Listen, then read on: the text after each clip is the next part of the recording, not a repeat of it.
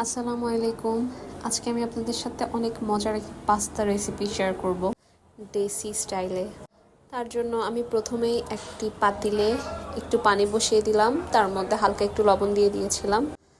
এই টমেটোটা আমি এখন সেদ্ধ করে নিব।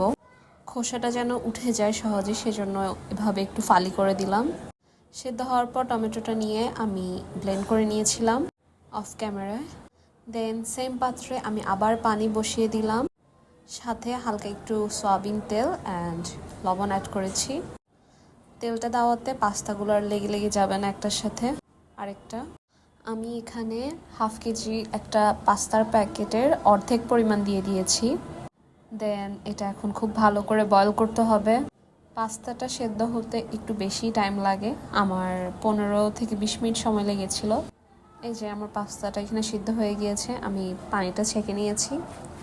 দেন একটা ফ্রাই প্যান বসিয়ে দিয়েছিলাম, তার মধ্যে সামান্য নর্মাল তেল দিয়ে দিলাম। এখানে আমি 2 থেকে আড়াই টেবিল চামচ পরিমাণ তেল দিয়েছি। আর এখানে আমি 1/4 কাপ চিকেন দিয়েছি। যেহেতু এখানে আমি আরও ভেজিস অ্যাড করব, সেজন্য চিকেনটা আমি বেশি পরিমাণে দিলাম না।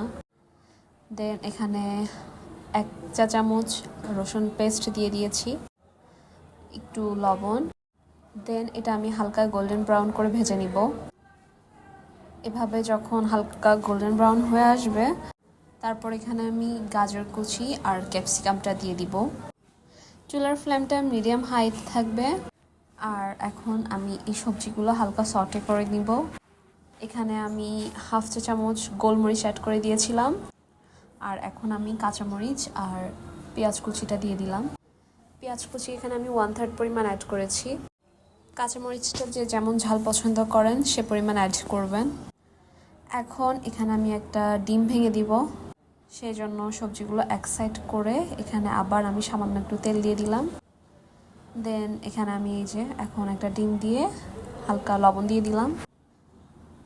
এটা ভালো করে স্ক্র্যাম্বল করে নিব।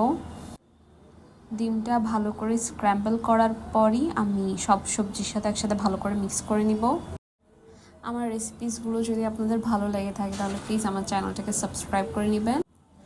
এখন এখানে আমি 1.5 চা চামচ পরিমাণ সয়া সস আর যে টমেটোটা আমি আগেই সিদ্ধ করে ব্লেন্ড করে রেখেছিলাম সে টমেটো পেস্টটা দিয়ে দিয়েছিলাম। সাথে 1 চা চামচ লাল মরিচ গুঁড়ো, টমেটো সস 2 চা চামচ, হাফ চা চামচ পরিমাণ আমি ভিনেগারও অ্যাড করেছি। এখন সসগুলো খুব ভালো করে মিক্স করে নিব। এই টাইমে চুলার আঁচটা আবার মিডিয়াম লোতে করে রাখবেন, না হয় সসগুলো পুড়ে যাবে।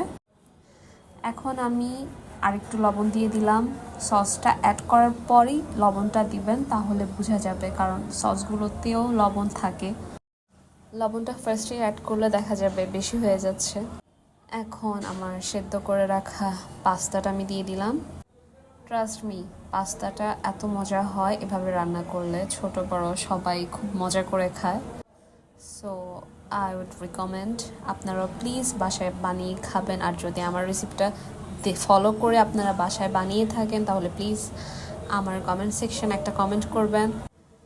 আর আমার ভিডিওটা যদি ফেসবুক থেকে আপনারা দেখে থাকেন তাহলে প্লিজ আমার পেজটা ফলো দিয়ে রাখবেন।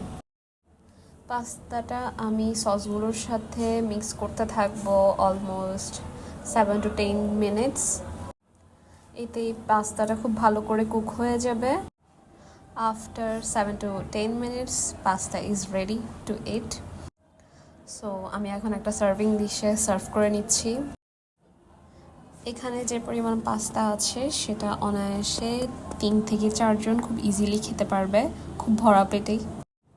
সো আই হোপ আপনাদের সবার আজকের রেসিপিটা খুব ভালো লেগেছে। আজকের জন্য এই পর্যন্ত, সবাই ভালো থাকবেন। আল্লাহ হাফেজ।